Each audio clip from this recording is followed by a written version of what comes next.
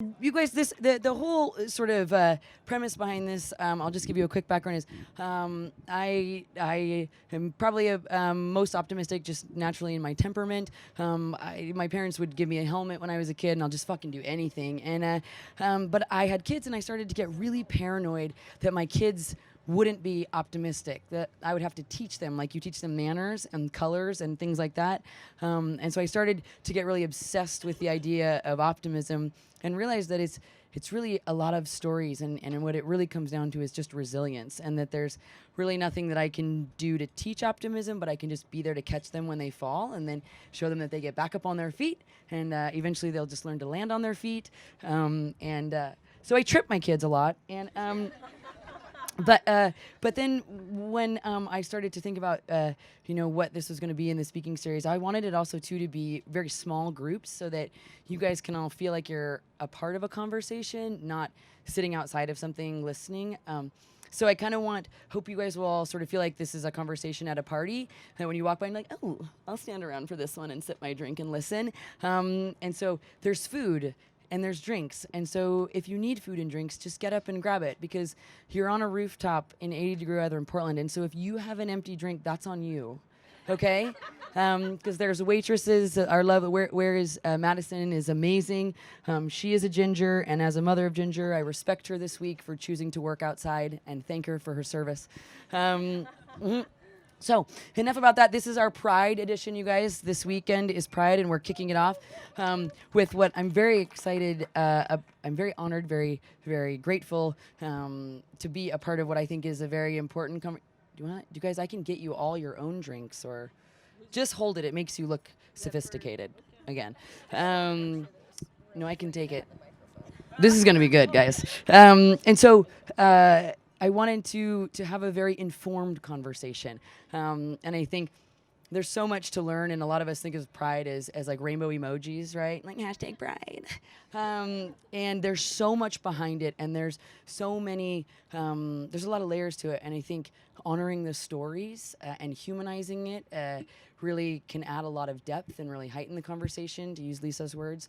And so I'm really excited to have these amazing women that I know from 3 different sort of arenas of life share their stories. I might have to stand because I'm too excited. But so this is my great friend Lisa, and I met her at Burn Cycle. She came out of class and she said, "Well, that sucked," and it was amazing, and we've been great friends ever since. And she does incredible work in the healthcare field. She really humanizes the experience of healthcare, so she can explain it very eloquently. I'm probably butchering it, but she does. I know, I butchered the word butcher. How ironic is that? Oh, God. Yeah, oh, it's drinking. Yes, there we go. Bottoms up. There's a lot of focus on all the clinical side, all the clinicalness of being in the medical field, but she makes sure that humans remember that they're dealing with humans. And she's just one of the funniest people I've ever met, too. So, standard is set. Hold that bar. And this is my sister-in-law. I call her my sister. This is Megan. Megan Dooley. This is Lisa Gorin. Megan Dooley, and she just hello. She just yesterday landed here in Portland from DC after 12 years in the military. She is out now. Yeah, so Not my first out. Not her first out. Not at all. And so we're very, very excited. She is the highest special forces a female can be. And then she does a lot of top secret things that she does not tell me about. And I'm very frustrated with that. And I think it's rude. As her as Hester. Because I would say it directly into this microphone. And I'm so happy to have her. She's here for the summer. And then she's going to head to Wharton in the fall because she's a show off. So, yeah, happy to have her here. And you guys, this is my great friend Ray Bemis. And I was doing something at Lewis and Clark, Renee, Ray, and I don't even remember what it was. It was like an entrepreneurship thing at Lewis and Clark, and we met, and she was like, "I like your kicks," and I was like, "I like you." I don't. Just you. I like you. And then I stalked her on the internet and made her be my friend. And that's how you make friends, you guys. If I could give you any advice or your takeaway for tonight is that you just got to slide into people's DMs. And it works. But Ray works at the Nike Innovation Lab. She also won't tell me what she does, which is also frustrating. But she is sort of just an innovator and a creator. And when I talk to her, I'm like, dude, you're like 10 years ahead of me. You got to back it up for grandma. But there's sort of a je ne sais quoi about Ray that I just, in the first minute I met her, was like, we're gonna do things. Let's do things. So, and I didn't really intend for this to be but what was really interesting in conversations with each of them was we kind of ended up having an intergenerational panel. Lisa is the elder of the group, so we have 45, 35, and 22. And what in the pre-conversations we were all having about this, what was so fascinating to me was I don't think that you guys realize what you have done for each other, and to have this sort of tangible lineup of the work that they're doing, and then you see it, and then you see it, and then you see it is really, really powerful. And so I'm very excited about that. So we're going to start off. I'm going to sit on this stool when I wore a dress. Okay, just everyone look at their drinks for a minute. Okay, we're good. If you see my personality tonight, don't put it on the internet. Thank you. Okay. Oh, thank you so much. Okay, so we wanted to start out, I was talking to Lisa and I was like, where do we even start? And I think a really important thing to call in is what pride actually is. And I'm going to let Lisa, as the elder and historian of the group, just really quickly give you an actual factual breakdown of what pride is. Yeah. No, I mean, I basically invented being gay. So let's go back to being gay. So when I was in the Bible, Old Testament, I'm a Jew, so that was the first work of fiction. And so pride, first of all, how many folks are going to any of the events this weekend? Yeah, obviously you're all raising your hands or else we'll judge you. Good. And so, are you really going? We're going. Okay, cool. Yeah, FOMO, all of it. All right, yeah. So Pride actually was stemmed, it's now culminates in a parade, but it actually started as a series of riots, which is how a lot of parades start. And it started at the Stonewall Inn on Christopher Street in Greenwich Village in New York City. The 50th anniversary of the Stonewall riots is right now. I think the first one was on June 28th. So the short story is that the Stonewall Inn was a safe haven for the LGBTQ community. It was owned actually by the mafia, and the mafia was happy to have an illegal liquor license. They had to deal with the cops, and they served a number of communities, including the gay community. There was a breakdown in the relationship between the mafia and the police, and ultimately there was an unexpected raid that evening. What was unexpected about the raid wasn't just the raid, but was actually the response of not only those that were at the Stonewall Inn, but bystanders, allies. And there was a series of riots in the following days. And essentially, we can believe that it was the community who won. We weren't without being hurt. But that began, actually, it started two major LGBTQ organizations, so the community hadn't been organized until that point. And so the Pride Parade is really a commemoration of our community standing up for itself and others standing up for ourselves. Something that's also important to note is that even today, that community where the Stonewall Inn is still reports a high amount of harassment from police. To the LGBTQ community. It's also important to note that our community, despite marriage equality and the fact that most of you are attending Pride events, our community is still a huge target of violence and harassment, and those numbers continue to increase, particularly transgender women of color. So please give your time, your attention, and your money to the LGBTQ community. Our fight is not over. We'll talk more about that. But happy Pride. So, always wanting to make everybody feel good. It's part of being gay is smoothing things over, making people comfortable. So, I'll send you some cat memes later. But I feel like we're really off to a good start. Thanks. Oh God, you guys, you see, you just these are, um, none of these people asked to be on a panel or anything like that. They did not. I begged them, and they were like, "Yes, let's do it." But I just had, I get the privilege of hearing these sort of conversations and stories with them all the time. I was like, just please do this for my friends. That I don't know all of you, but I consider you all my friends. And so, and again, I think tonight can be really informing for a lot of us. And I did read that there is debate over who threw the first brick. But the most, I guess, the landed on answer is that it was a trans woman of color.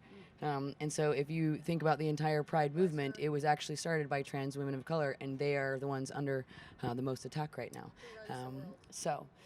Yeah, so when we were talking too, something else that I didn't know, and we're just going to state sort of some facts here in the beginning is, I was like, wasn't it so great when the Marriage Equality Act was passed? And she was like, yeah, I gained 200 more rights I didn't have. And I was like, okay, cool. Okay, so I would love for you to just really quickly too, I didn't know that, you guys. It's like when we were allowed to visit Cuba. Right? And you're like, let's go to Cuba. Now we're allowed. Like, now you guys are allowed to get married. You're going to be on Pinterest. And it was not like that at all. Again, there's so much more. And I'm kind of going to play the role of the really privileged suburban middle class white woman tonight on stage with a microphone.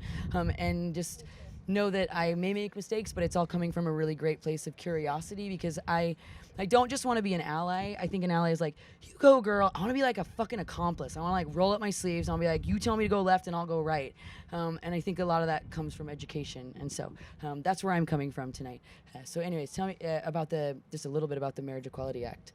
Because that was literally 5 years ago. Yeah. 5 years ago, no one up here could get married. Yeah, thanks you guys. So I can get married now. We can, to each other or to others. My wife, partner, because we think the word wife's goofy. So when we're kind of insulting each other, we're like, my wife.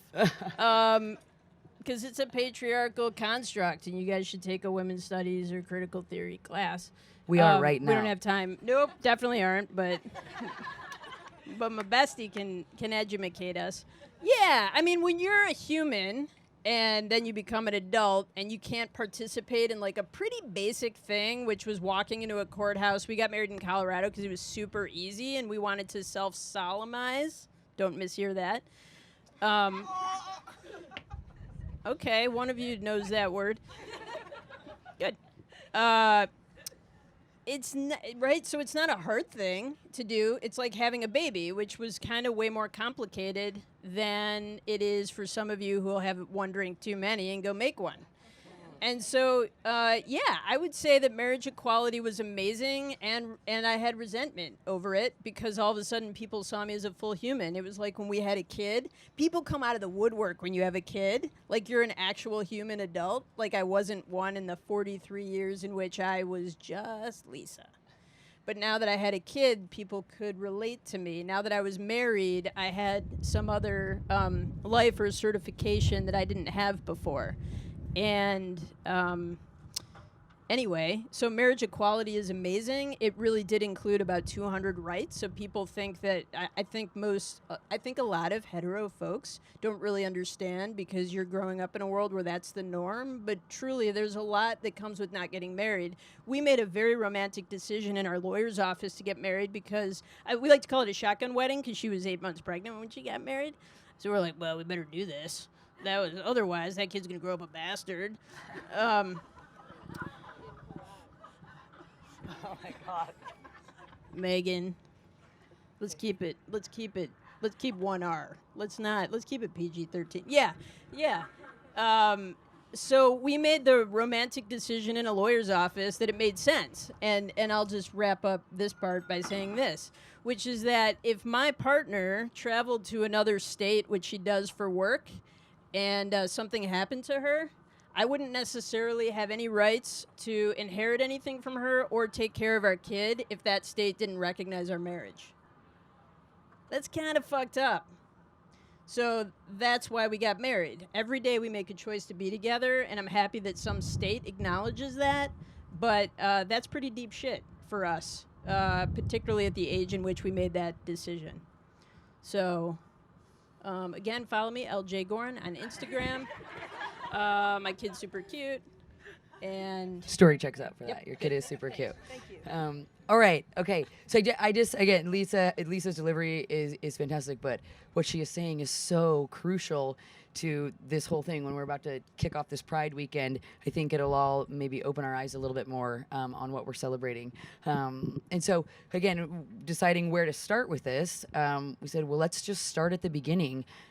Is what I learned in talking to them is there is a space and time in which you realize that you're different, you realize that you're gay, and then you come out. And what that space and time looks like and what that feels like. And so I'd love to, Ray, I know you said you didn't want to go first. You want to go first? You can go first. Yeah?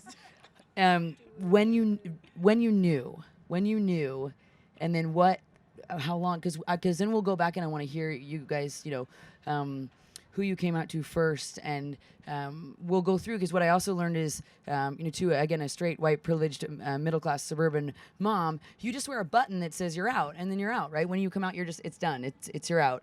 But, Lisa saying she came out over 10 years, and Megan had to come out over and over and over again, and Ray was like, when I had to come out to my sister, when I had to come out to your mom, and you think, the courageous conversations that we have, like we're so passive aggressive. Like when Janice from payroll eats your yogurt, you don't go right to her, right? You put a sign on the fridge that's like, "Don't eat not your stuff." And then these people are having these insanely courageous conversations. Oh, you did it through Posted Note. I'm gay. Yeah, Janice specifically. Don't eat my gay yogurt, Janice, okay? It'll turn you gay, yeah. So Ray, I would love to hear, and everyone, we've talked about it, but when you know, and what that sort of feels like, because we're here in a community, but you just go. I don't need it. This is where I listen. This is where Thanks, I listen. Jesse. Yeah, so when I knew, I feel like I always knew, but it wasn't until like an age, I would say probably like 8 or 9, where I was able to like conceptualize and like understand kind of the feelings that I like had. Like, oh, people like boys like that, girls my age, but I kind of don't, and I kind of like, oh, my like bestie in like a different way. So I kind of knew I was different, and I grew up like a tomboy, so that added like another layer to things, because I, always be playing outside. I'd be on like the basketball court getting dirty and playing with boys. And I was the youngest, grew up with 3 other sisters, and I was like the black sheep of my family, so I was always different, quote unquote. So I would say probably the age of 8 or 9 is when I was like able to like conceptualize things. And I grew up during like the MTV age, so probably seeing some reality TV show or something like, trash TV, something where I was like, okay, like, yeah, they're doing that, and I kind of want to do that too and explore that. But I grew up in like a Christian household, so my parents very early on were very adamant about kind of just like, that's not okay. So I grew up in the church with the term of hate the sin but love the sinner. So just right away I knew like just like the shame I felt inside. So my coming out period was just like living in that fear. I guess first and foremost being like checking my like race and gender first. Like growing up as a black woman, you're growing up and inheriting things like your life's gonna be different. Your life's gonna be hard. You're growing up in a world that's gonna automatically work against you and be against you. So growing up with that is hard, and you kind of inherit, skills of survival, like these set of rules, like certain standards to like abide by in order to survive. So my parents, definitely my mom, instilled that in me very young. So just dealing with that, being a black woman, then also dealing with, oh, actually I'm gay. So it's like another layer of things, making my life even harder. It was like this another layer of shame where like shit, like your life's gonna be hard being a black woman. And then, quote unquote, choosing to make your life even harder being gay. So it's kind of just like a like denial. So there was like certain times, like seeing my parents go vote for Prop 8. I'm from California, so go vote for Prop 8. Seeing when Katy Perry's "I Kissed the Girl" came out, and my parents in the car just like talking about like how disgusting that is, and just like when I like started to develop muscles, my parents like, oh, like you're turning into like a boy, and like certain times like that where I just like started to like suppress the emotions. Like I would start to be like, okay, maybe like now I can, have this like cookie cutter like coming out story where, my parents will love me and everything will be okay. And then it's just like, boom, like suppressing that, denial. So I didn't actually come out officially like until like the first person I would say I came out to was like myself, just because all those periods of denial and shame, I really just suppress. So I came out to myself, and it was just like this internal declaration of like, all right, Like, you don't have to accept it, but this is your reality, and you need to figure out a way to deal with it. And then, like, when I, like, went to college, I went to school here. So I left my house at 17 is when I finally was like, okay, like, you're going to be on your own, like, another, like, layer to survival. Now you can, like, finally just, like, tell your parents, like, yeah, you're gay. And I did it in the car. It was actually the last day of my senior year. In the car, some girl wrote something in my yearbook, and my mom confronted me with it. And, like, she, like, it was, like, my first time, like, both my parents were there in the car, so I couldn't go anywhere. You know, I was trapped. And just, I remember my mom, like, pointing to the yearbook saying, like, what is this? And I literally said, hang on. Can you guys hear me? Yeah, there Cool. he goes. Yeah. Yeah, and I literally said, like, she, like, showed me, like, you know, the proof, whatever. She literally said, like, what is this? And I'm just like, I don't know what you want me to tell you. Like, I'll tell you anything. Like, just let me know what you want me to say. And she was like, the truth. And I'm like, well, I'm gay. And then from there, I remember, like, being grounded for a week. She almost, like, she wouldn't let me go to my prom, wouldn't let me go to grad night. Started making, like, these accusations of why are you this way, who made you this way, and, like, kind of once again bringing up the term, like, love the sin, or love the sinner, hate the sin, kind of just, like, equating it to, like, murder even. Like, I wouldn't love you if you, like, murdered someone. So it's kind of like the same thing in that. And just, like, I knew, like, you know, I was like, have 2 more months at home, then, like, you know, I'm done. Yeah, and that was my coming out. Who did you have? So you know when you're 8 and you're like, okay, we're different. Yeah. Things are different here. And then what do you do from there? Do you find? Are you like, that one's different, I'm gonna go to that one? You know, you find your besties or your friends, or did you have somebody in between that 10-year period that you were able, or like multiple people that you were able to? For me, like, once again, growing up in, like, the MTV era, it was more just, like, representation. So things I, like, saw in the media of just, like, for me, representation and even optimism is just imagined, you know, reality, imagined possibilities. So for me, just, like, TV, probably music, and just, like, things I would see on the media would kind of, you know, it's like a personal, private thing where you can watch it and be, like, just, like, resonate with that. But, you know, you didn't have to tell anyone. I actually had a best friend playing basketball who also was gay. And she actually came out, like, with, like, her girlfriend and everything, like, sophomore year. And her parents literally just, like kind of, like, shunned her, like, inherited her. And it was, like, a whole big fiasco. And just, like, living through that and watching her go through that experience, it was like, no, like, you're definitely not gonna, like, tell anyone. But, like, my sisters and my parents, they always knew. Yeah. They always knew. So it was just, like, living in, like, a state of denial. Especially in the Black community, it's definitely still a lot of prevalent homophobia, and that, you know, stems from, you know, white supremacy and the things we're taught, you know, in Christianity and the church and whatnot. There's another, like, mode of survival. Like, you can't be different because you need to survive.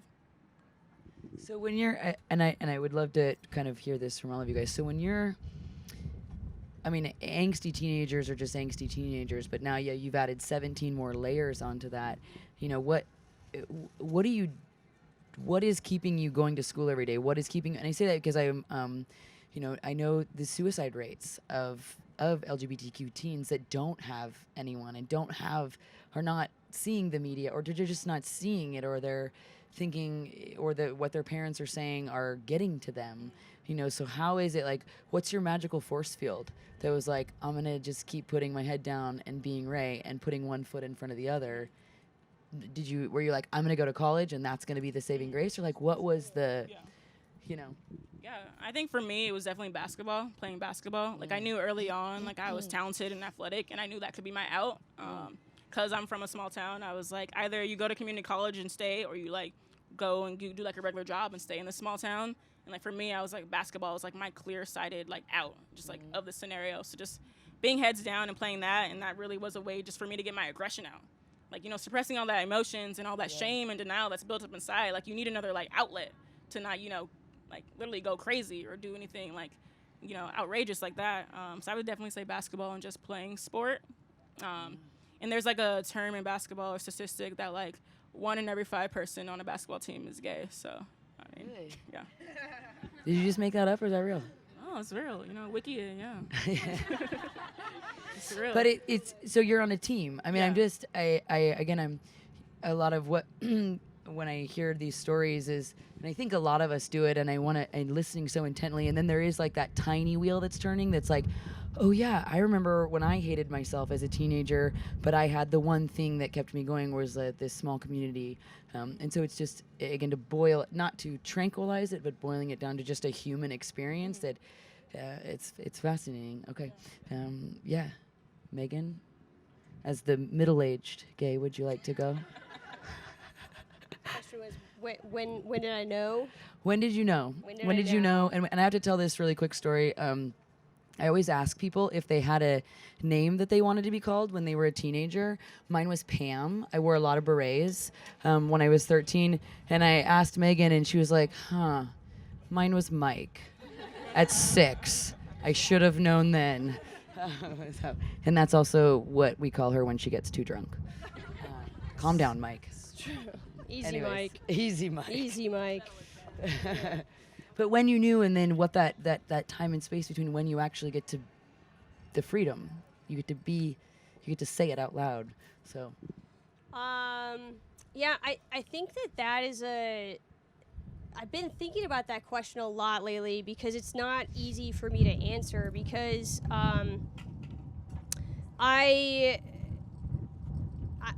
I fell in love with my best friend the summer before college, and we accidentally had sex one night, and it was like, whoa, like I'm into women, and I was struggling with this, and like, by the way, I'm like the New Testament gay, like raised in the conservative Catholic household, Fox News on all the time, and so when I had these feelings, it was there was just like a lot of inner turmoil, and I started.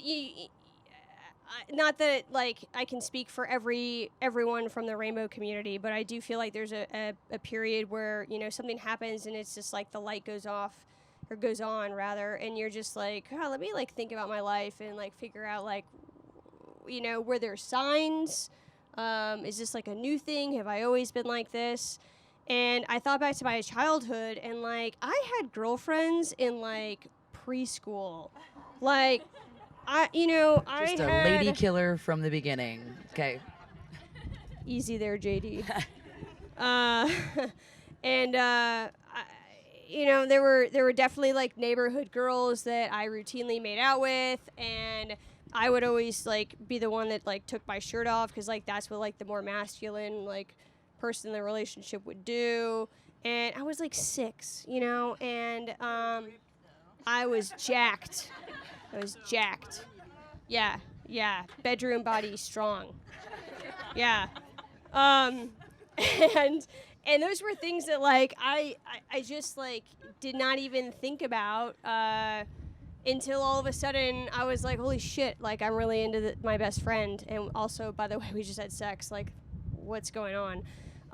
And so I spent like several years trying to navigate like what that meant, like what does it mean to have feelings for or be attracted to the same sex? Like, does that make me? It's like I mean, I remember my mom, my mom and dad, being the good Catholics that they are and very like involved in the church, would have like their annual picture taken for like the yearbook, like the church yearbook. I don't even know what the technical term is, but that's what it feels like. It's like a yearbook. And they were going this one morning to have like their photo taken.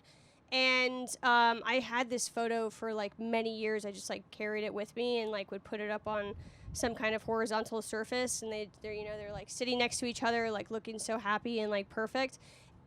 Because like within the hour before that photo was taken, I remember my mom like vividly like screaming at me and basically like calling me out for she said, "You're having a sexual relationship with that girl."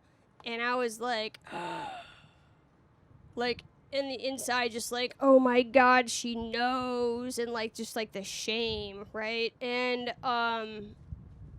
so I think it's difficult for me to answer that question of like, when did I know? Because, even when I can tell you, like, I feel like I knew, I was still trying so hard not to have feelings or attractions, to women. I mean, because I would explore men. And at one point I had a very significant relationship with a wonderful man, and so I would joke with my friends at the time that I was like gay with a Tucker clause because his name was Tucker. And I mean, just like such shame from the fact that like listen, I haven't been a practicing Catholic for a very long time, but I've always had like pretty unwavering faith, and it's just has always felt like, yeah, I had to get over that, right? Because you grow up in this like institution that just like teaches you. I mean, I remember my father like screaming at me that homosexuality goes against everything. This was like within that time frame of like that happy like yearbook photo that they had taken. The homosexuality goes against everything that the Bible says, and that homosexuals go to hell. Like I was going to hell if this is what I was choosing to do. And so I don't think that I really started coming to grips with it until gonna do a John Dooley shout out. One day I noticed that my parents started treating me and my girlfriend differently, which, by the way, I had this serious girlfriend who my parents knew about, and yet my mom still continued to set me up on blind dates, which infuriated my girlfriend, but that I still went on, And because I just I just felt like I constantly had to apologize for, who I was. And I mean, I myself was not respecting, who I was and who I was with. But anyways, I go home and all of a sudden my parents are like nice to me and my girlfriend. And I was telling my brother John about this, and I was like, it's just so weird. It's like all of a sudden, like they just like, something like just shifted. And he's like, yeah, well, I had dinner with them and I basically told them that no one gives a shit what you think and how you feel about Megan having a girlfriend. Like, that's your daughter, and if you want to have her in your life, you need to figure it out. And I think it took that for me to really start recognizing and respecting that, you know what, like, this is who I am, And so I guess long story short, sorry for the novel, but it took several years for me to finally admit and be okay with the fact that I was more into women than I was to men. Like, did just like never look at a dude and I'm like, man, want to hit that, By the way, my girlfriend's mom is here. Sorry, Kim. Not that I felt like that about anyone, but particularly definitely not with men. Also, we're all sitting on a rooftop in lovely weather with lovely beverages. We want the novel. Yeah. We want the novel. That's why we're all here. Yes, and if anyone ever needs to return something after 14 days, you should have John Dooley do it, because he is gifted with the golden tongue. Yeah, he'll get people to do what he wants. Yeah. Wow. Okay. It's a process. It's a process. Lisa. Yeah. Would you? Yeah. So many. I can truncate this because I'll just go what she said and what she said. I knew when I was probably 7 or 8, I went to a piano recital, and this girl walked up to the piano, and I had a feeling that I had never had.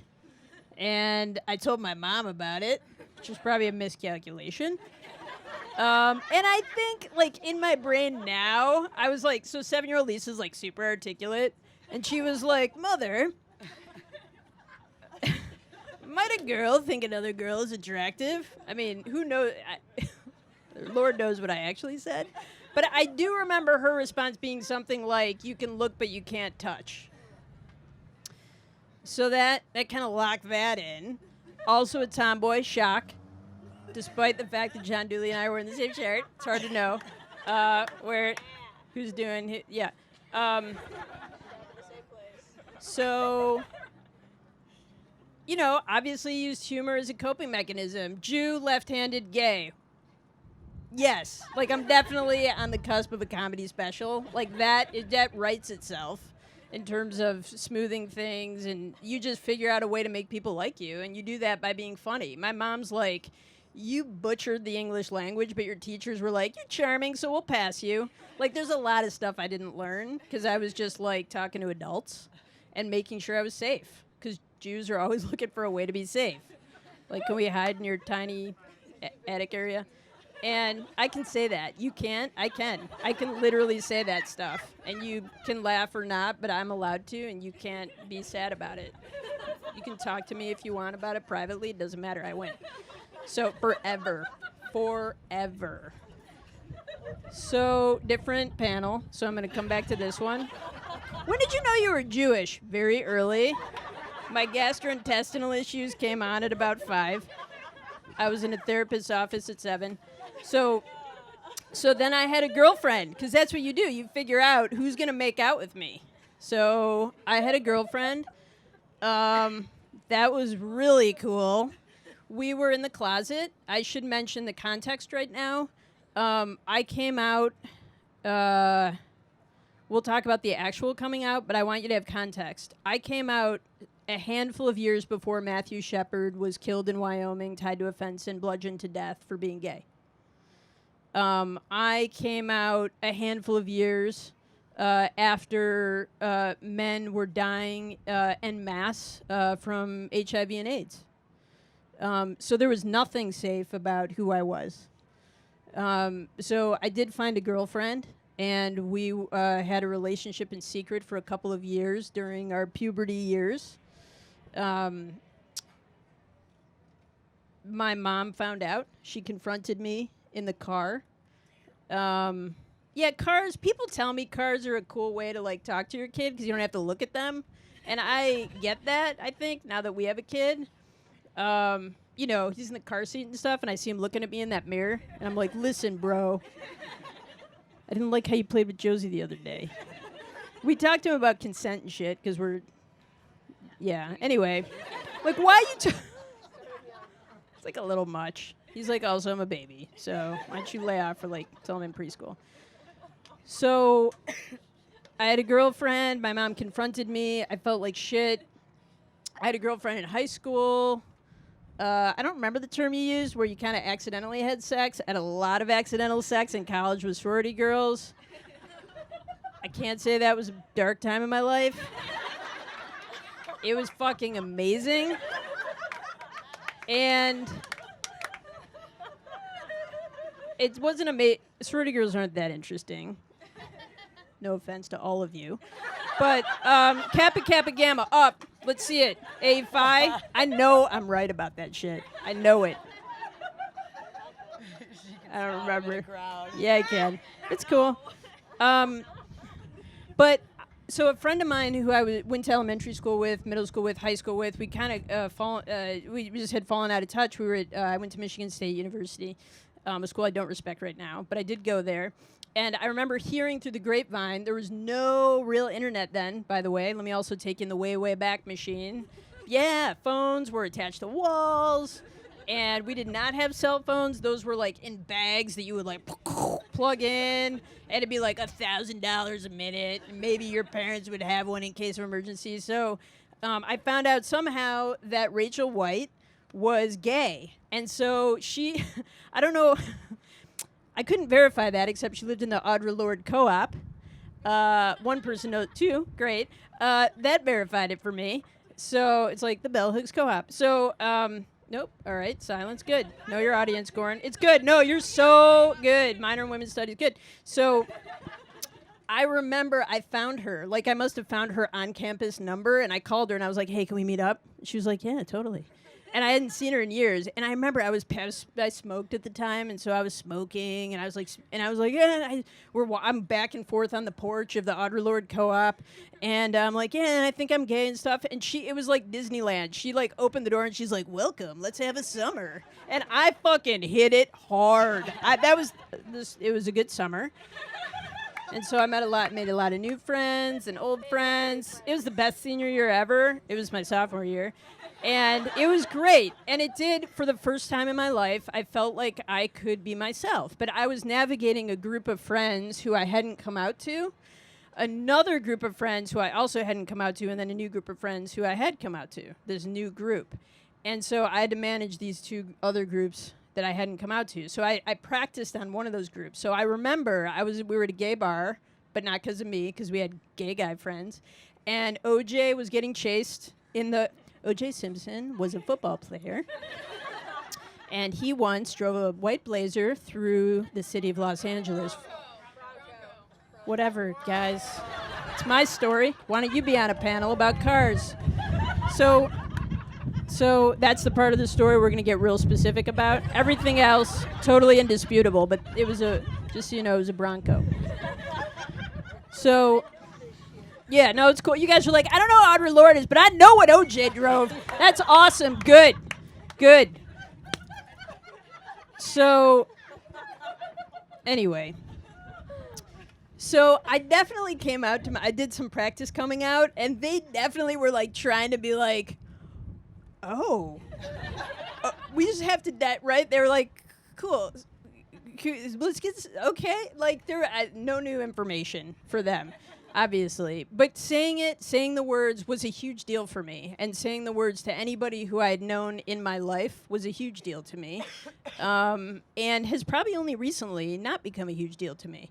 After I was in college, I moved to Chicago, and I sort of made a pact with myself that every new person I would meet, I would be more and more myself. But I still had a hard time coming out. So actually, I got a job, and I didn't come out to those folks. And I had a girlfriend at that job, and I had to sort of navigate the people at the job, and then the girlfriend at the job, and being in the closet. And when you're gay, you often become really good at sort of the Marie Kondo organizing of your life. You get really good about secrets and compartmentalizing an identity and performance. So you perform acts of femininity, in my case, and I assume there's some shared vibe there, where you have to wear a dress, which actually is very traumatizing to have to play dress up.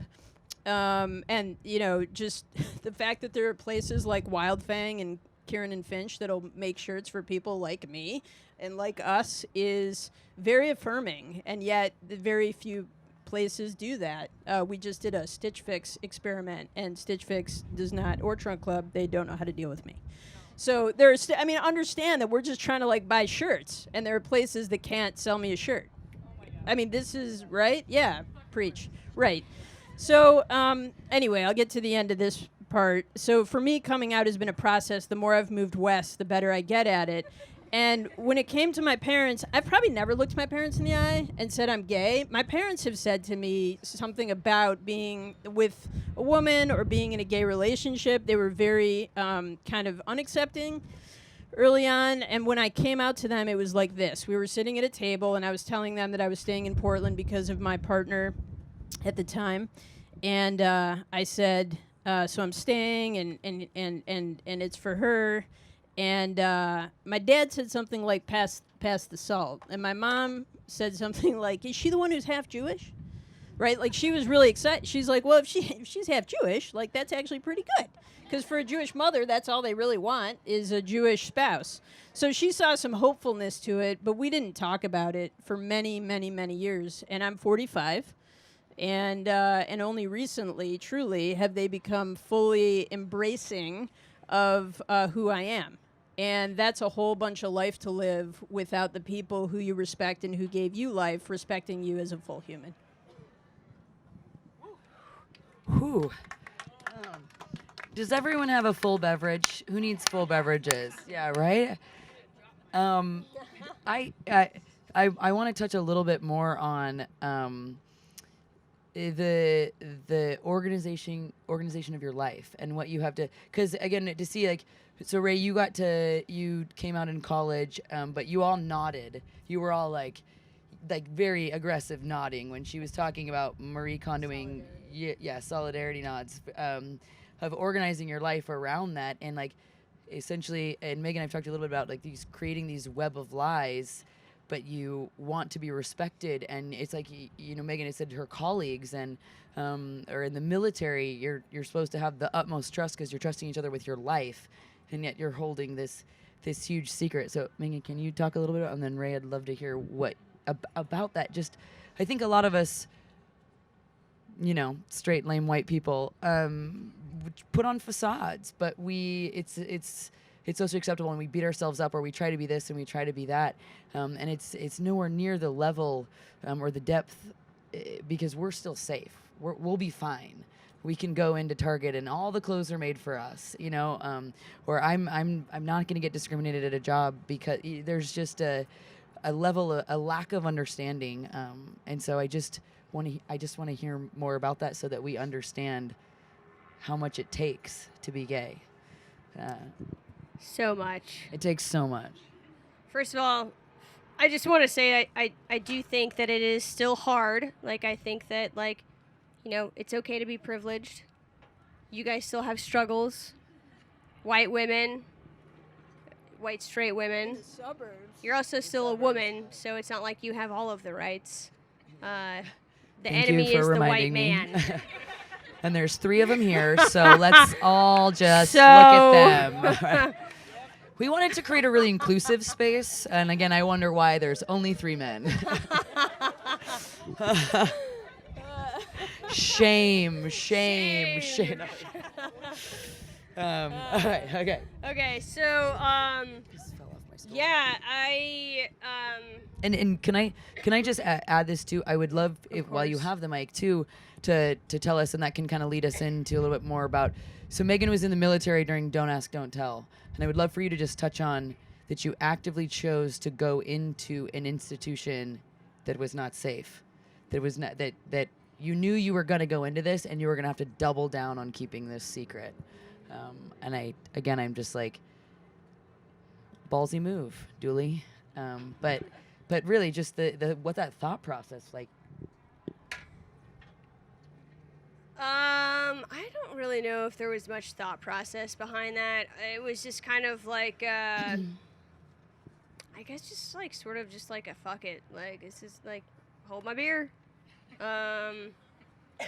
I did a super good job in college my first 2 years and basically was like failing out, and just had a moment where I like just needed to get my shit together, and so I enlisted, and my study abroad was going and doing basic training and advanced individual training, where basically like they train you on whatever job you have like signed up to do, and I actually had a girlfriend while I was in training, and we got busted like the night before graduation. I was supposed to be, I was distinguished honor grad for that, and that night before it was like, oh my god, like we'll never see each other again, and anyways, like my drill sergeant, I remember pulled me aside and basically was like, listen, I'm not gonna ask you what happened, but I'm just gonna say maybe just be more careful, right? And I think it was like at that point where I kind of realized that like there were allies out there, and that it was like it was okay, you know. And at the end of the day, I just felt like, service, regardless of what kind of service, in what capacity you're serving, there is always inherently some kind of sacrifice involved. And, and my sacrifice was that I was going to hide my personal life. So, which was fine, because I was already hiding it, even though I was, like, open with my parents. Like, I was, like, in a relationship in secret. And so, like, what's the difference, right? Like, and, but then I got into college, and I got an ROTC scholarship and all this stuff, and I really struggled because we are expected to live by these values, and in the military, and in the Army specifically, you're supposed to live by these specific 7 Army values, and it's leadership, duty, respect, selfless service, honor, integrity, and personal courage, and it just was like. It just like tore me up because I'm such a transparent person. Like, I definitely am like the awkward oversharer. And yet, like, I had these people who were so tight with me. And like they did, and I just like lied about like this huge part of my life. I had this like significant relationship, and I had like a fake name for my girlfriend, and and I just made up like so much. I just made so many things up, and it just like it was really rough. I think that I don't know. You just get really good at living a double life, you know, because frankly, it's like you trust someone with a secret, and it's like everyone's got like just one person, right, that they can trust, right? So like someone tells you something, and it's like, well, I'm just gonna tell like my person. Well, that person always has like one other person, right? And so you know that if you share this part of yourself, if you expose this like epic secret, that eventually like that shit's gonna get back to your command, and then like you're getting booted. And I had gotten a scholarship, and so then I'm not sure if you know, for anyone who doesn't know, the Army used to actively go out and try and find homosexuals or people participating in homosexual conduct. I mean, like in Korea, they would send MPs, military police, or they would have like people assigned every single night. Their job was to go to bars that were known to have, you know, homosexuals frequent these establishments, and would try and find these people. And military were kind of easy to identify. Like we have, you know, a certain look, and we're less refined, and they and they would arrest them and persecute them and kick them out. And like that was crushing to me, because I just had this like this burning desire to I knew I had a gift of leadership, and I wanted to go to combat, and I wanted to lead troops, because I just knew I could do a good fucking job, and like if like bullets were flying, like I could perform. And it just ate me up that like I couldn't be myself, and then I just had to like keep quiet about that. But at the end of the day, like that was more important to me than it was to live an open and honest life. And so yeah, I got really good at lying to like my closest friends. And I think at the end, like it ended up like really affecting me, because ultimately I was like I just was like ashamed, you know, like carrying that kind of shame. And I was deployed within about like 12 months. Actually, like one of like the most vivid memories of Jessie, like the initial years of Jessie, was when she like saw me on, you know, get on the yellow school bus and like off to summer camp, as she like joked about, on my first deployment. And like that deployment was, I mean, I was young, I didn't know what to expect, and it's scary, and you know, and you want to just like talk to people, and you want to reach out, and you just want to like talk about things, but like you just can't, because like, you know, I had this girlfriend and these, you know, these relationships, and I just like I couldn't talk about any of this, right? And as a leader, like I was a platoon leader, and I had a soldier, and I remember my company commander saying, like, we were, you know, a couple months into the deployment, and it had been rough, and this guy was having a hard time.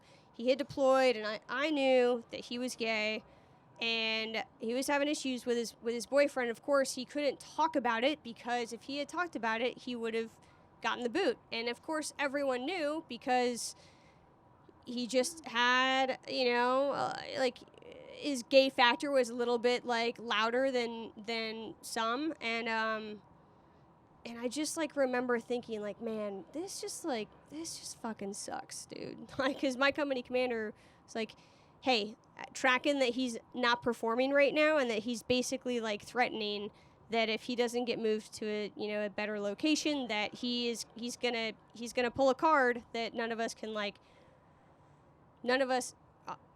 can really come back from, you know, which of course was, he's gonna just say, I'm gay, and then boom, paperwork's gonna get done. This guy's gonna get booted out without benefits. And I just remember thinking, like, this is just so fucked up. Like, we're in a war zone, and this kid cannot even talk about the relationship problems. Like let alone the stressors that you have while you're deployed, right? When you're going out and you're like walking the streets, like on patrol, and like who knows if that's a pile of trash or that's a bomb.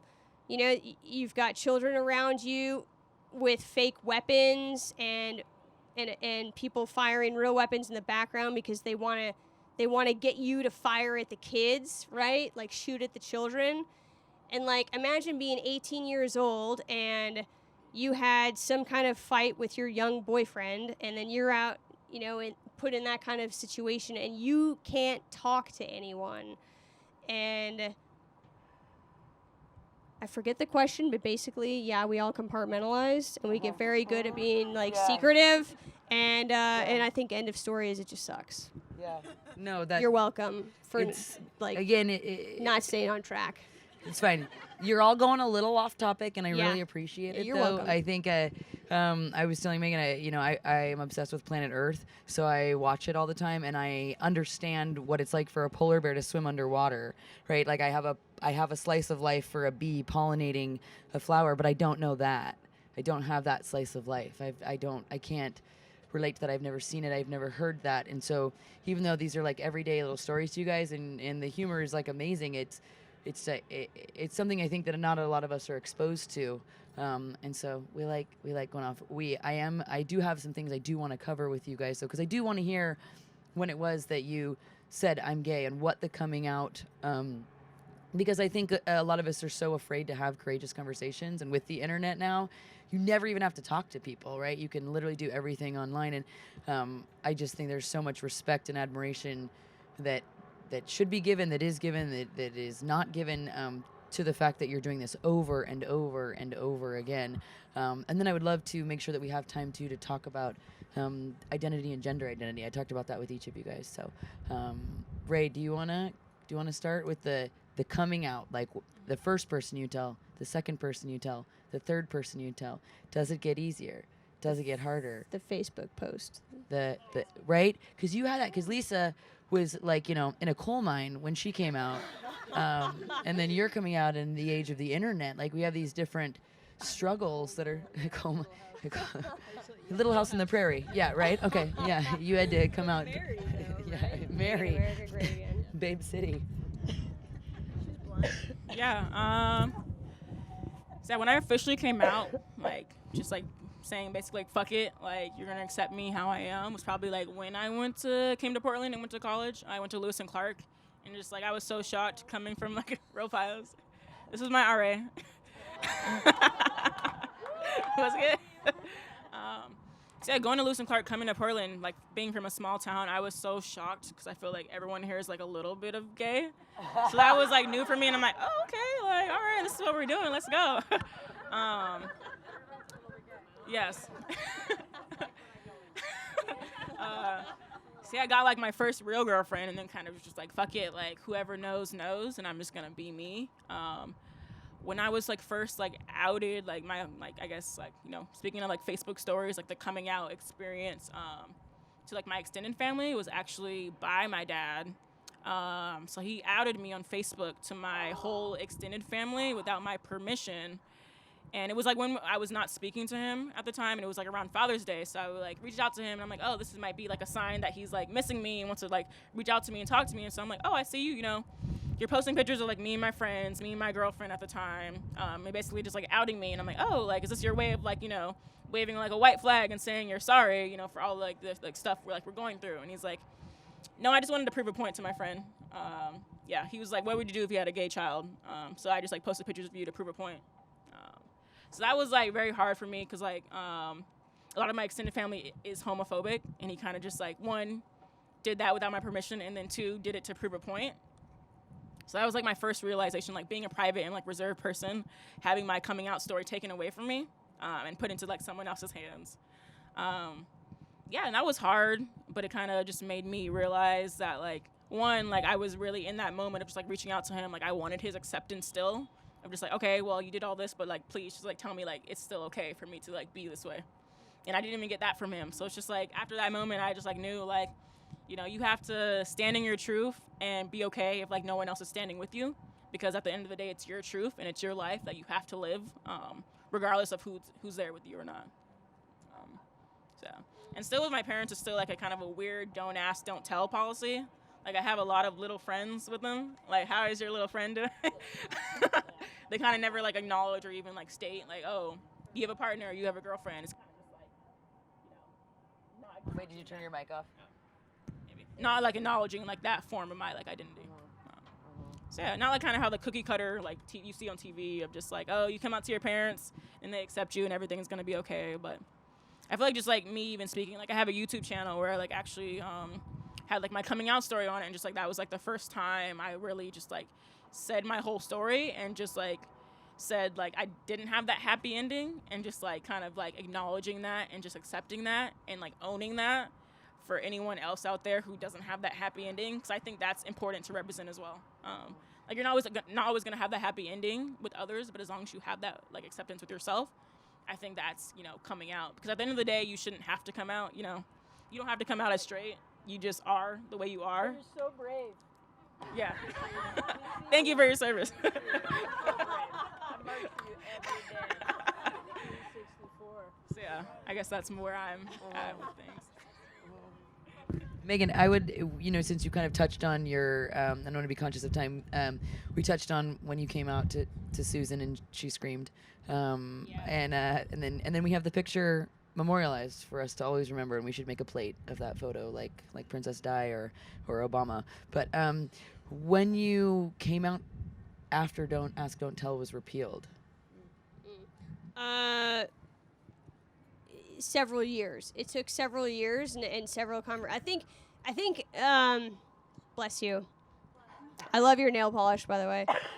I think that a lot of people think that coming out is just like, hey guys, like I'm gay, everyone, and then we move on. And it's really not. Like, I mean, not that I can speak for everyone in the community, with a capital C, but for me, at least, it really took years, like probably over a decade. I mean, I was telling my family that like I just did another rotation with my unit. I just did some work with my unit a couple months ago, and I was with a bunch of guys who grew up in special operations, and they all retired before Don't Ask, Don't Tell had been repealed, and of course, naturally, like I'm what they call, a 100-footer. Like you can tell I'm gay from 100 feet, which I resent. But I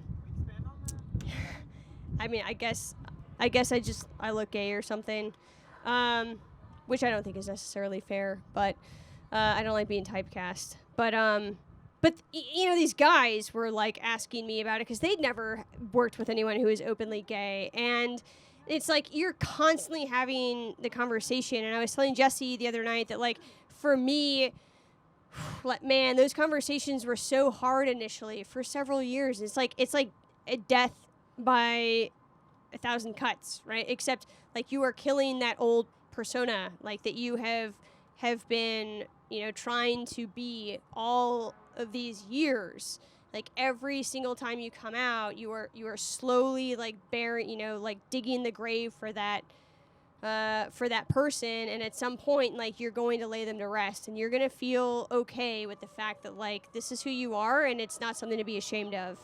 And I think it's only just been, and then honestly I've had very positive experiences. I've been very fortunate, like my minus those interactions with my family. My brother has been phenomenal, like fantastic. Could not have asked for a more supportive sibling. Like Jessie and Mandy and her parents have been absolutely amazing. So my family is just like family game on point, right? Family game strong, and all of my friends too. You know, I would make this big deal and like hyperventilate about telling my friends from the military, and I would finally like tell them, and they would just be like, dude, like let's go to the fucking gay club on Saturday, man. Like let's just do this. And for a period of time in college, like that's where we went every single weekend, because like my crew wanted to be sure that like I was meeting people and having a good time, you know, and they were all about it, and it just like took that. It's like it was almost like they were disappointed that they hadn't known, you know, this whole time that I had not like trusted in them, as they're like, hey man, like you're family, you know, like I wish you would have told me. I would have totally been your wingman, you know, totally could have gotten you laid all these years, and instead like still easy snake.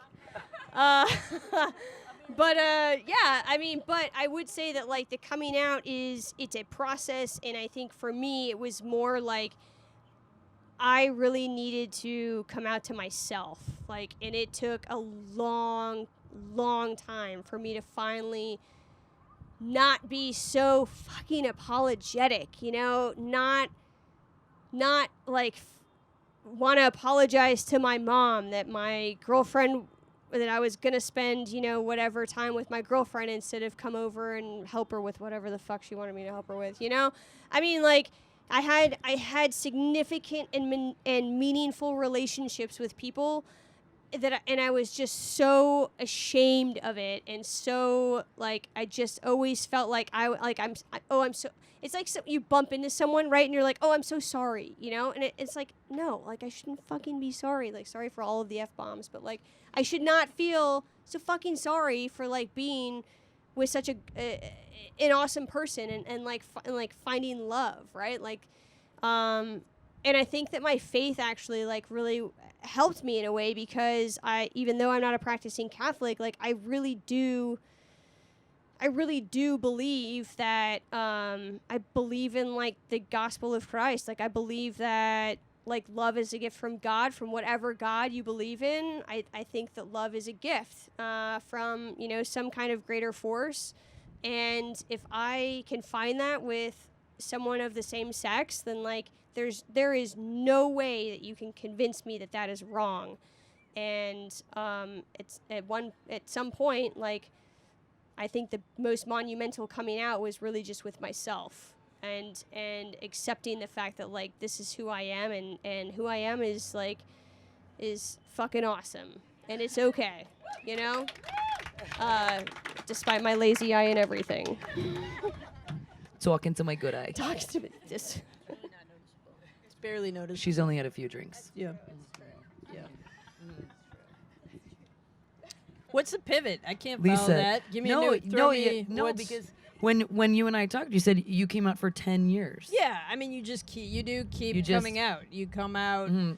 to the first girlfriend, you come out to the second Yeah. girlfriend, you come out to your new college friends, you come out to the new people you meet, you come out to the old people you knew. You just keep doing it until you get really good at it, and then one day, luckily at this moment in history, it's not something that I have to explain for the 100-foot reason.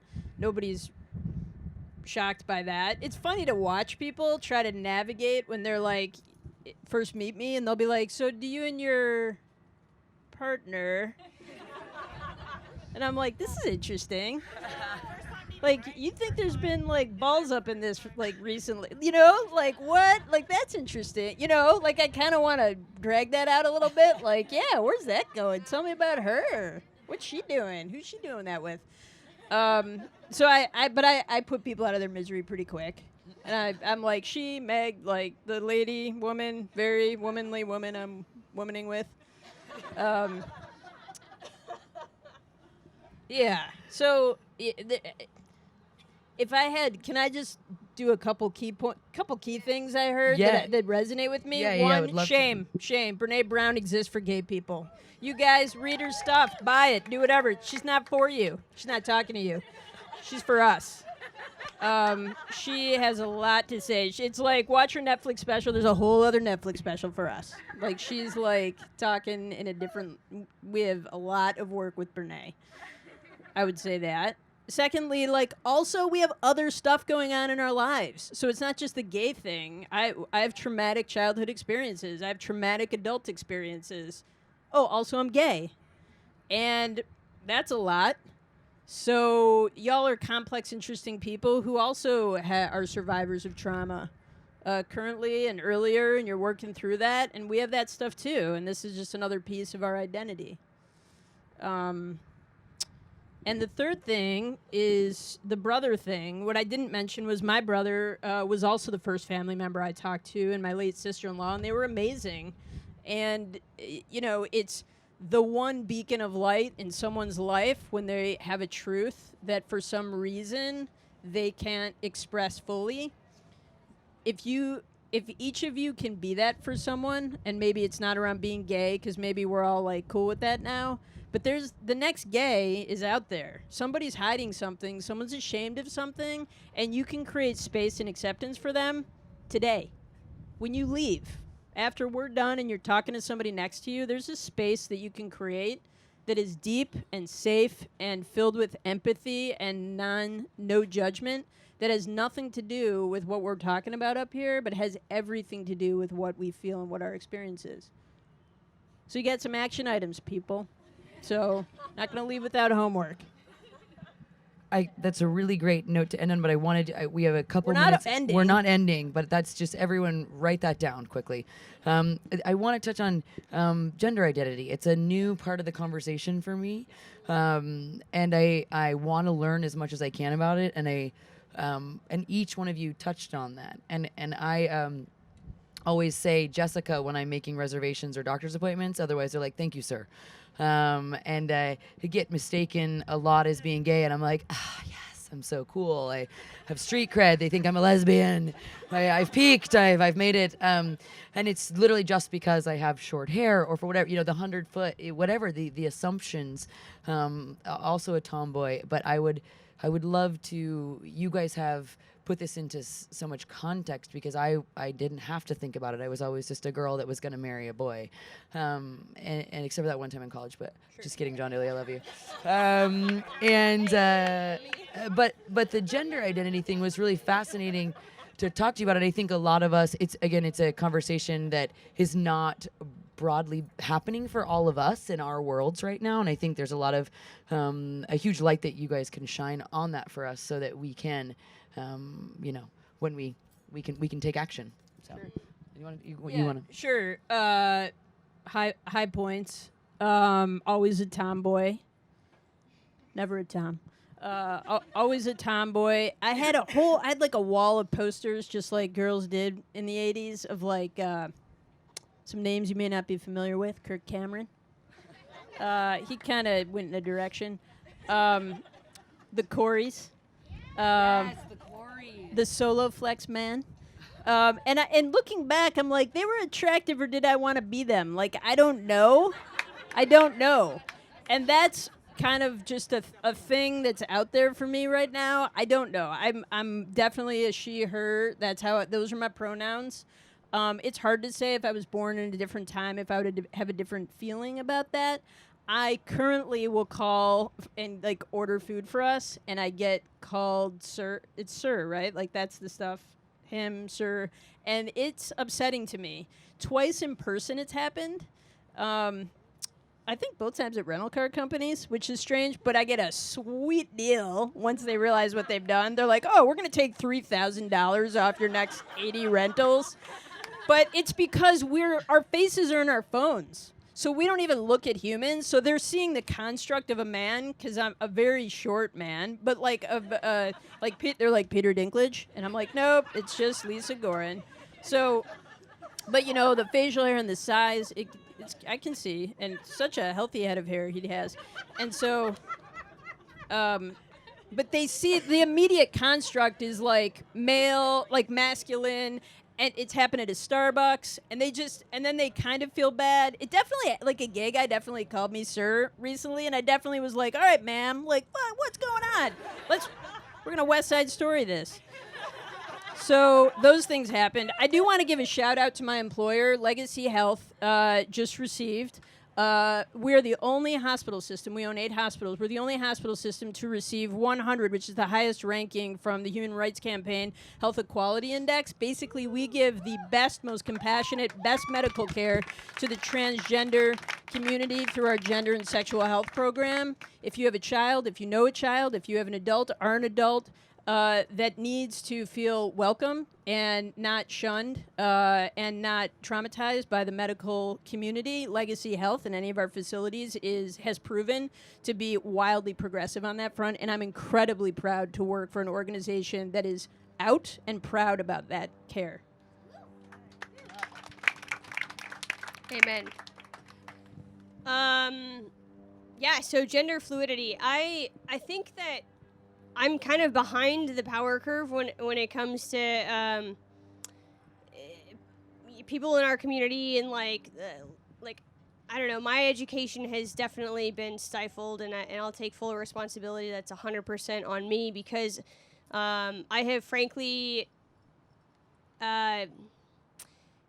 not tried very hard to not really associate with the movement, and it's just like I'm gay and this is how I am, but like you guys are doing a good job. I'm just gonna like high five you from over here, and it's just because, and I don't want to make it seem like I don't want to dog the military because the military didn't make me do that or anything. Like, the military has given me a fantastic life and a life of a lot of opportunity and experiences for which I am grateful.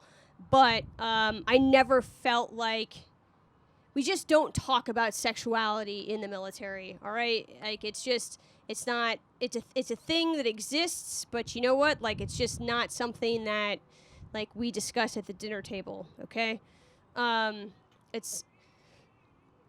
Does anyone else hear that? Like, that is amazing. We all. Right? Yeah. It's amazing. And so I do remember, I remember always, like, wanting to hang out with the boys, to be one of the boys. Like, I cut my hair so short at one point that my mom just, like, I was so pumped on this haircut. Like, my flow was fucking on point. Right, and then I walked into Saks Fifth Avenue that used to exist in Portland. That's where my mom worked, and I walked into her office, and she just like started crying, and I was like, oh my god, my mom is crying because of my haircut, which I was so pumped about. Like, I looked so good, but it was short, and like that's why she was crying, because I looked like a little boy. And I remember, I just wanted to wear, like, the black original Pumas and some skater jeans and just, like, get dirty. And, like, I was like, go F yourself, brownies. Like, I don't want to paint flower pots. I want to, like, sharpen knives and make fires and stuff, right? And I remember being, like, called out in bathrooms in school because I would come out of the stall and, like, the girls would be like, oh, my God, there's a boy in the stall, in the bathroom. And, like, and I felt so ashamed to be called a boy because I've never wanted to be a boy. I just wanted to do, boy things. I wanted to, like, dress how I wanted to dress, and I wanted to, like, not be made to be ashamed by that. And it took, I don't know, I think sometimes we are even our own worst enemies in the community. Like, I remember dating someone at one point, and I was like, we were having a discussion of like how people describe themselves, and like, how would you describe me? And she's like, oh, I feel like you're more masculine of center. And I was like offended by this because I didn't feel masculine of center. Like, I just felt like Megan fucking Dooley, all right? And like, this is how I am, this is who I am, and I don't know, it's like, it's not feminine, it's not like masculine, it's just like me. And I think we just get so wrapped up in like this neat little box that we like, we're threatened, and we don't like things that we don't understand, and so we want to like label, right?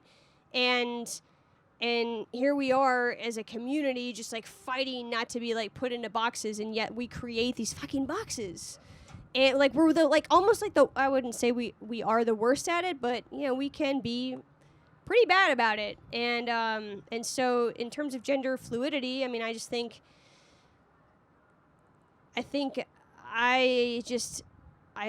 feel like I'm Megan Dooley, and I'm not the most feminine, and I'm not the most masculine, but like, I just like to do me, and I just want people to like, I don't know, just be cool with it, you know, at the end of the day. So, sorry for the novel again, Jesse. No, it's okay. It's okay. I know we have to wrap it up here in 5 minutes, but you and I have had a great conversation about this, and it shed a lot of light for some stuff for me. So we'll finish with Ray. Definitely talk about like Marie Kondoing. Like I feel like I Marie Kondo intersectionality. It's like, am I black first? Am I a woman first? Or am I gay first? And I guess I'm still trying to like figure that out. And speaking like boxes and labels, I like feel like I'm always like there's like expectations for me to like fit into like one or the other. But as far as like gender and sexuality, Cool. Thank you so much. You're so cool. Oh, thank you.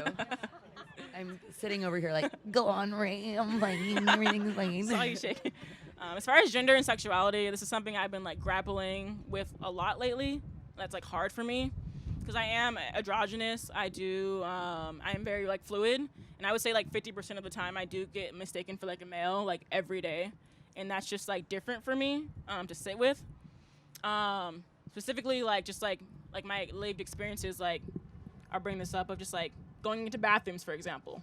Like, and it's primarily like white women where I just like, you know, come out of a stall and just like, I like look into like a white woman's eyes and just see like the fear in her eyes because she thinks I'm a black male. And so like, terrifying and scary for me to even like, just like deal with, and just how like I transcend binaries and I'm like kind of like on this in between nature, being like having like feminine energy and masculine energy. But just like rejecting like all of it. Cause like, you know, gender is a social construct. It's very performative. And it's just like, you know, it's not like about me. Like you're projecting like ideas about like yourself and your own kind of limited constructs of like what you think has to be like either black or white or like girl or boy. But I think at the end of the day, it's all about like bravery. So like I feel like, you know, if someone who looks like me or who has the same experiences as me, like sees me going into the bathroom and sees me doing it, then they can like follow me in there and just feel as brave as that's comfortable. So that's why I keep doing it, even though it's terrifying and so uncomfortable.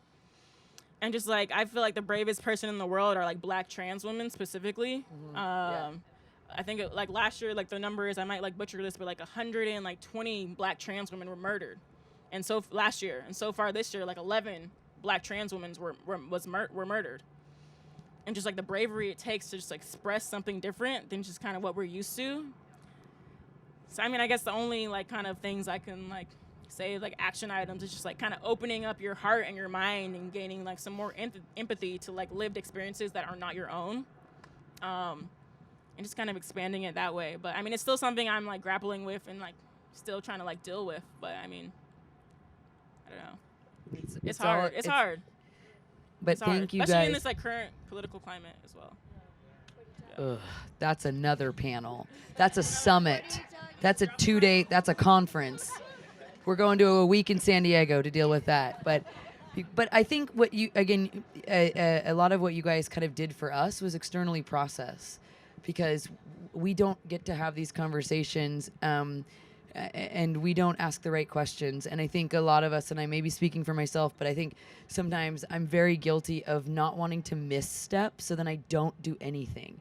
So I don't say, I don't understand LGBTQIA. I don't understand these things, but I think what this conversation, hopefully for the 50 of us that are here, could open the door to know that if your intentions are good, you should be curious and you can ask the right questions. And now you've seen this sort of slice of life that, again, what Pride is really about. These people they have a platform tonight, but I would love to encourage you all to put people like this and stories like this in your feed, not just your neighbor's kid, you know, and not just supermodels or whoever else we follow. I don't follow them. I'm always like, that bitch just eats chicken. Get out of here, right? But you know, to encourage that to be a regular part of the things that you're looking at every night before you fall asleep, and encourage you to share that. So again, thank you guys so much. Stay and drink, or stay and drink. It is windy, and I'm sorry, the wind was. You all requested no wind for your calyx, but the wind came in. So it's a hard thing of having short hair. Everybody thinks it's easier, but you wake up, looks like a cat licked you for 6 hours. Huh? Yep. We're gay. We love cats. Oh God, you guys, thank you, all of you, so much for coming. Thank you again.